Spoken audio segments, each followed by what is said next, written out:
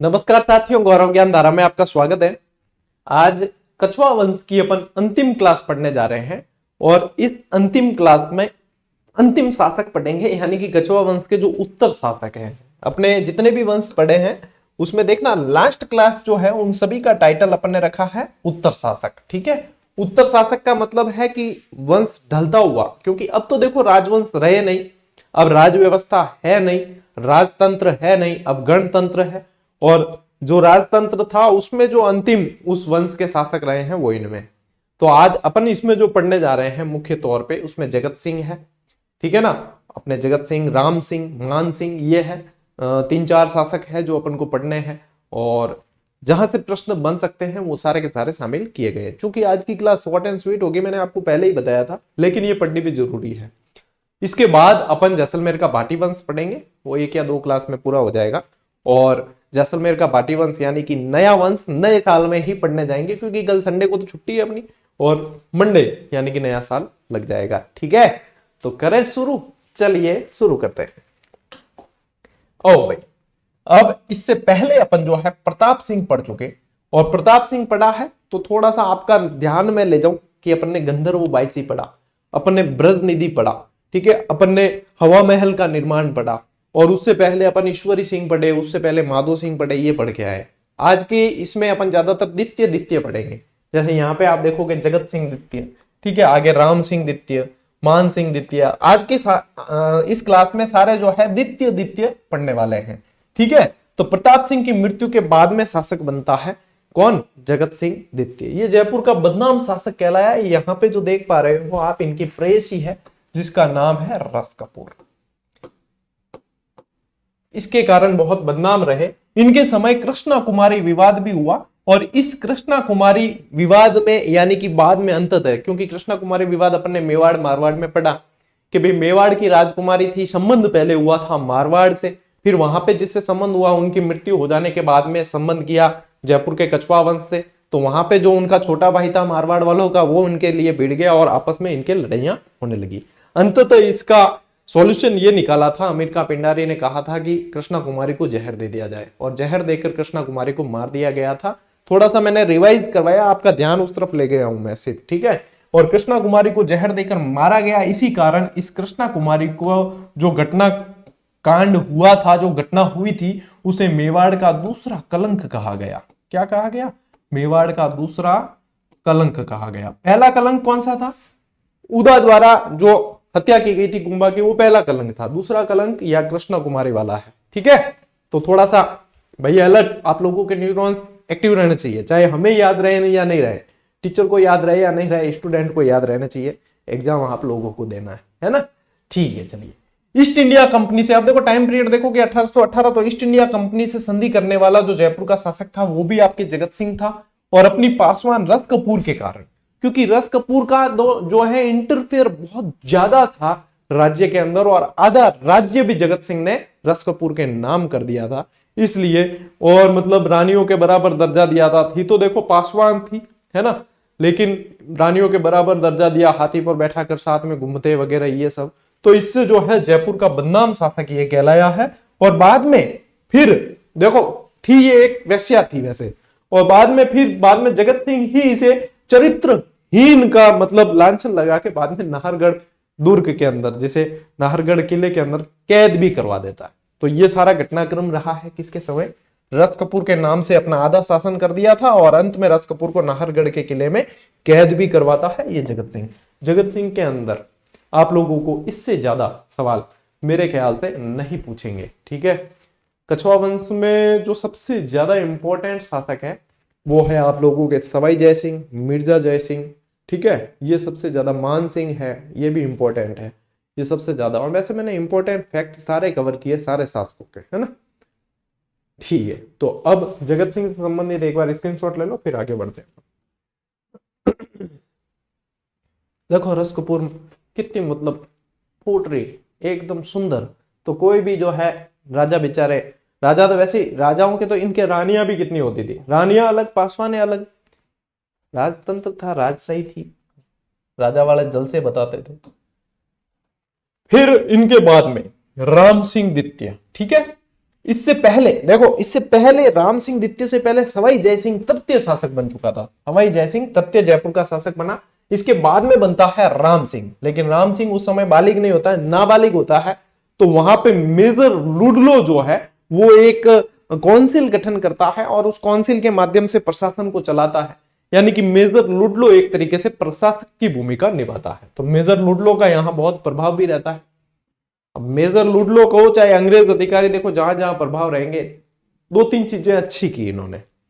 भाई भारत को गुलाम बना के रखा, तो अपने को लगता है कि बहुत मतलब अत्याचार वगैरह खूब करते थे, जनता जो है त्रस्त थी, लेकिन कुछ काम अच्छे किए, जैसे कि विकास से रिलेटेड, जैसे कि कोई जो है रोड बनानी, रेल पथ वगैरह, ये सब, ये कुछ अच्छे काम किए। कुरीतियों पे रोक लगाने में इन्होंने अच्छे काम किए। तो मेजर लुडलो की तरफ ध्यान दोगे आप, तो यहाँ पे देखो जयपुर रियासत में सती प्रथा, कन्यावध, दहेज प्रथा और भी जो है दास प्रथा वगैरह जो है, कन्या क्रय विक्रय वगैरह, इन सब पे जो है प्रतिबंध लगाया, मेजर लुडलो के प्रयास से लगाया है। ठीक है, तो राम सिंह के समय आप कह सकते हो। अब 1857 की क्रांति, देखो टाइम पीरियड देखोगे तो 1857 आ गया बीच में। 1857 की क्रांति में राम सिंह अंग्रेजों को बहुत मदद करते हैं और इस मदद करने के कारण इन्हें सितारे हिंद की उपाधि और कोटपुतली का परगना, जो अपन 1857 की क्रांति में भी पढ़ने वाले हैं, ये दिए गए अंग्रेजों द्वारा राम सिंह।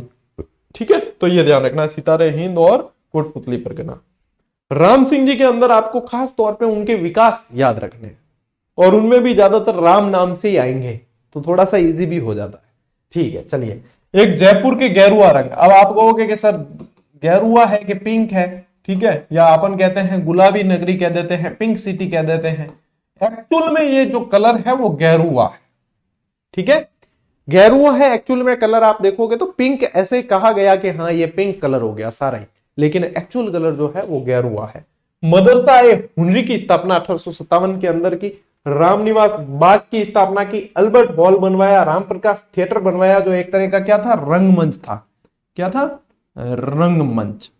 ठीक है, महाराजा स्कूल और संस्कृत स्कूल बनवाया। इस संस्कृत स्कूल के कारण उस समय जयपुर को जो है राजस्थान का वाराणसी या बनारस भी कह दिया जाता था। ठीक है, इसके अलावा जयबाण तो जो बनवाई तो किसने, सवाई जय सिंह जी ने थी, लेकिन इसको पहियों पर रखवाने का जो काम करवाया वो राम सिंह जी ने करवाया।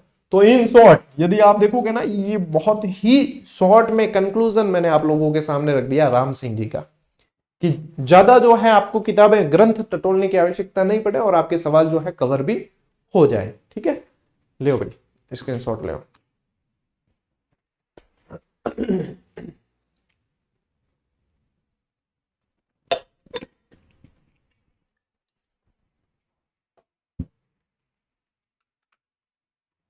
राम सिंह जी का काम भी पूरा। इनके बाद देखो माधो सिंह प्रथम अपन पढ़ चुके, और माधो सिंह प्रथम अपन ने पढ़ा, तब आपको मैं थोड़ा सा ध्यान दिलाऊं कि अपन ने पढ़ा बगरू का युद्ध। ठीक है, मराठों का आक्रमण हुआ, इधर ईश्वरी सिंह से अपन ने माधो सिंह जी को लड़वाया, और फिर माधो सिंह जी की खोपड़ी खराब हुई तो मराठे जो आए हुए थे घूमने, कहाँ आए थे, जयपुर, परकोटा बंद करके, दरवाजे सारे बंद करके कूटा पीटा मारा उनको। ठीक है, ये सारा अपन ने पढ़ा किसमें, माधो सिंह जी में। लेकिन इतना कूटा पीटे के बाद भी उन्हें बब्बर शेर नहीं, बब्बर शेर इन्हें कहा जाता, माधो सिंह द्वितीय, इन्हें बब्बर शेर के नाम से जाना जाता था। ठीक है, राम सिंह जी के दत्तक पुत्र थे, राम सिंह जी की निसंतान मृत्यु हो गई थी और दत्तक पुत्र ये शासक बने थे। ठीक है, बब्बर शेर के नाम से जाना जाता था। बहुत अच्छा प्रश्न है। एडवर्ड सप्तम के राज्याभिषेक के समय, जब एडवर्ड सप्तम का राज्याभिषेक हुआ इंग्लैंड में, तो इनको बुलाया गया, और जब ये यहां से जाते हैं तो भाई कई ये मतलब धार्मिक भावना बहुत ज्यादा प्रबल थी इनकी। ठीक है, मैं मतलब उधर का जल वल नहीं पीऊंगा, कि भाई मैंने तो उनको जो है बहन बेटी कह रखा, ऐसे मतलब बाद में उनको पटाने के लिए कहा कि भाई वो नाराज भी नहीं हो कि भाई तुम तो मेरी बेटी हो, मैं यहाँ बेटी के यहाँ का हम पानी नहीं पीते, इसलिए ये चीजें कही। लेकिन एक्चुअल में क्या है, ये धर्म के बहुत जो है पक्के थे, और इन्होंने यहाँ से कि मैं वहां का विदेश का, क्या समुद्र पार का तो मैं पानी भी नहीं पीऊंगा, यहां से चांदी के 2 पात्र, ओलंपिया नाम के एक जहाज में गए थे ये, चांदी के 2 पात्र और गंगा जल से भर के लेकर गए। जहां रुके थे वहां भी बताते कि इन्होंने धुलवाया गंगा जल से और यही पीते थे। गाय वगैरह सब लेकर गए थे खुद के यहाँ से, यहाँ मतलब दूध भी मैं जो है अपनी यहाँ की गाय का ही पीऊंगा, इतने मतलब ये इस तरीके के व्यक्ति थे। तो यहाँ से 2 बड़े चांदी के पात्र बनवाए और उसमें गंगा जल लेकर गए। ये पात्र जो है अब सिटी पैलेस में पड़े हैं, ठीक है, सिटी पैलेस में देख सकते हैं इनको। बनारस हिंदू विश्वविद्यालय के लिए जब मदन मोहन मालवीय प्रयास कर रहे थे तो इन्होंने 5 लाख की सहायता यहां से दी थी, बनारस हिंदू विश्वविद्यालय। ये 2 चीजें तो बहुत जल्द आपको याद, मतलब बहुत जरूरी है, आपको याद रखनी ही है, ठीक है। और नाहरगढ़ में अपनी रानियों के लिए एक जैसे 9 महल बनवाए, एक जैसे 9 महल। और यदि याद रखो तो याद रख लेना, ये 9 महल जो है विक्टोरिया शैली में बनवाए, ठीक है, विक्टोरिया शैली में एक जैसे 9 महलों का निर्माण करवाया। सिटी पैलेस के अंदर मुबारक महल का निर्माण भी माधो सिंह द्वितीय ने करवाया। और ये जो आप देख पा रहे हो यही है वो चांदी के पात्र, गंगा जली कह सकते हो आप इन्हें, भाई गंगा जल लेकर गए इसलिए गंगा जली कह सकते हो। देखो कितने बड़े, पास में आदमी खड़ा है और इतने बड़े पात्र है, कितना पानी लेकर गए, ठीक है, 2 पात्र है, लो स्क्रीनशॉट लो। ये माधो सिंह में इतना याद रख लो खूब है, ठीक है। लेकिन जो मैं भाई जो आपको मैटर दे रहा हूं, जो आपको करवा रहा हूं, वो उसमें से भूलना नहीं आपको। ये जो आप फोटो देख रहे हो ये मान सिंह जी और गायत्री देवी का है। ये है गायत्री देवी। वॉग नाम से एक मैगजीन आती थी उस समय, इनको सबसे सुंदर महिलाओं के अंदर शामिल किया गया था और वास्तव में बहुत सुंदर थी। ये कूच बिहार की राजकुमारी थी।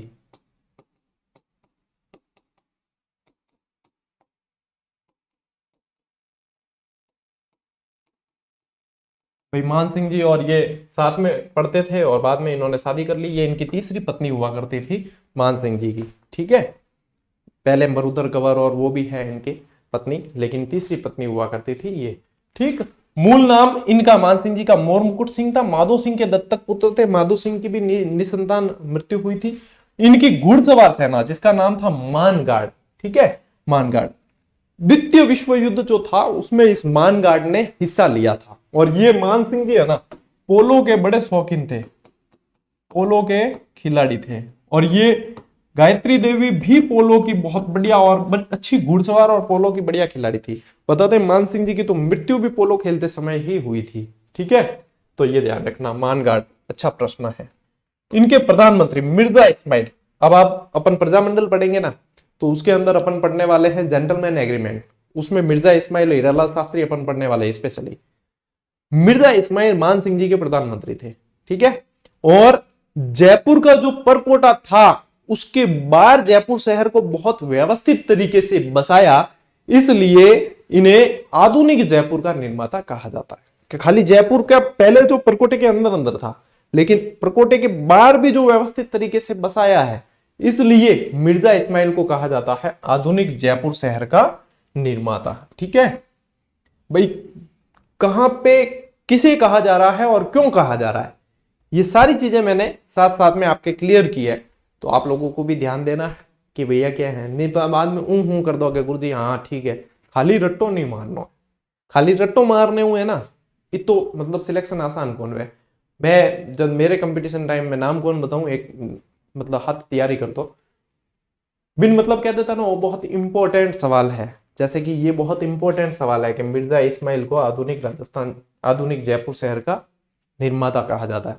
बिन कहता था वो बहुत इंपॉर्टेंट है। वो क्या याद करते था, ध्यान है वो यूं करता, आधुनिक जयपुर शहर का निर्माता कहा जाता था। मान सिंह को आधुनिक जयपुर शहर का निर्माता कहा जाता, मान सिंह को आधुनिक जयपुर। अब बताओ कंपटीशन एग्जाम में यहाँ रट्टो मारियोड़ो काम आवेगी, मतलब बिन देखे भी मानियो लागतो कि वास्तव में धन्य है कि यदि इन सिलेक्शन हो जाए तो बजे पार ही पड़ जाए। मतलब इतना ये रटंत विद्या तो कभी काम आती नहीं है। आप लोगों को समझना है कि आधुनिक जयपुर शहर का निर्माता कहा, क्यों कहा, ठीक है मिर्जा इस्माइल कहा, ओके। रट्टा मारने बैठोगे ना छोटे बच्चों के जैसे, कोई पहाड़े याद थोड़ी करने है। ये पहाड़े याद करने हो वैसे करने हो तो बात अलग है। कई जने जिनकी आदतें ऐसी हो सुधार लेना, ये कंपटीशन के मतलब अच्छे कंपटीटर के लक्षण नहीं है। इन्होंने गायत्री देवी से विवाह किया, कैम्ब्रिज विश्वविद्यालय में इनके साथ में थी और भाई पसंद आ गए, एक दूसरे को पसंद कर लिया। कूच बिहार की राजकुमारी थी, ये भी शादी कर ली इन्होंने।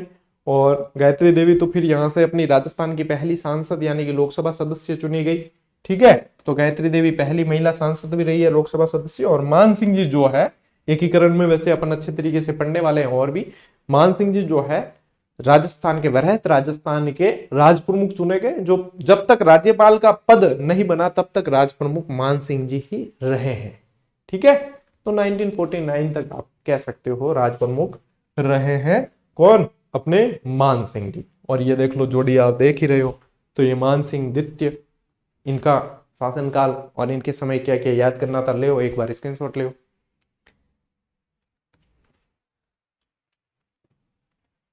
ले लियो। ठीक होगी, मैं थनकाले की हो कि आज की क्लास जी को है नहीं 15 या 20 मिनट रही हो, बिल्कुल शॉर्ट एंड स्वीट, क्योंकि उत्तर शासक है, सिर्फ फैक्ट पढ़ना है अपन।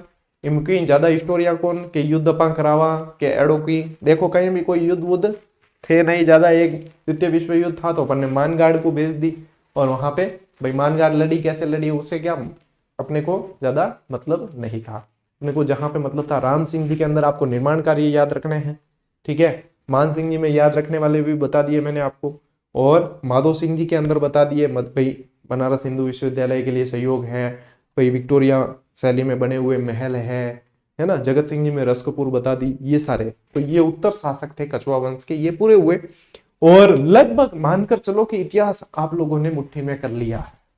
ठीक है, अब जैसलमेर के बात ही पढ़ेंगे, उसके बाद में अपन आ जाएंगे आधुनिक इतिहास की तरफ, यानी कि अपन पढ़ेंगे फिर प्रजामंडल आंदोलन है, एकीकरण है, किसान आंदोलन है, ये सारे पढ़ते पढ़ते फिर चलेंगे कल्चर की तरफ। महीने 1.5 महीने में अपन ये पूरा करके और फिर बाद में शुरू करेंगे राजस्थान का भूगोल। ठीक है, और इसी तरीके से रणनीति के साथ आगे बढ़ेंगे। नए साल में आप लोगों के लिए पार्ट बी की क्लासें भी शुरू करेंगे और साइंस मैथ्स की वगैरह भी क्लासें शुरू करेंगे। ठीक है, जैसे जैसे प्लानिंग बनेगी आगे उसके हिसाब से चलते रहेंगे। बढ़िया, उम्मीद है कि अच्छा गया होगा आपका ये साल, और आने वाला साल और भी अच्छा रहे। अपना और अपनों का ध्यान रखें और बढ़िया तरीके से एक अच्छी रणनीति के साथ आगे बढ़ें। चलिए साथियों, मिलते हैं अगली क्लास में, अगले वीडियो में। तब तक के लिए राम राम, जय हिंद।